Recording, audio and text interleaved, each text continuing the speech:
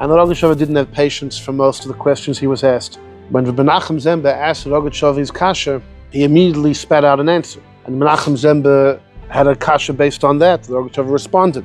And they went back and forth a few times until Menachem Zemba threw out a kasha, and the Rogatchover thought. He said, "The Polish frektepes."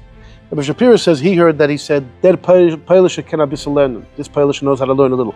But I saw somewhere where it says, "The Polish frektepes." Polish is asking something. That's where it ended. Years later, the Rogatchover was very ill before he passed away. In 1936, he was very ill to the point that he said, "Eibishter," the Rogatchover suffered severe pains in his head. He said, "Eibishter, you want me to suffer, fine, but give me 1 day a week. 1 day a week when I could learn. 1 day a week." The Chidor writes in his Midbar Kedemus, he brings from earlier Sforim, that there's an Indian that each person has 1 day of the week, which is his day. 1 day of the week where you're more matzliach than other days. May not realize it.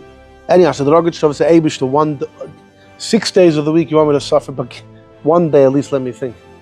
Anyhow, so the Rogatchover traveled to different doctors, and wherever he traveled, you didn't want him to visit him, but his health didn't allow him to be visited by all the crowds of people. So the people were not allowed in. But when the Rogatchover heard that Menachem Zemba wanted to visit him, he told the doctors, let him in, let him in. As soon as Reb Menachem walked into the Rogatchover's room, this was years, like 25 years after the discussion that I mentioned before.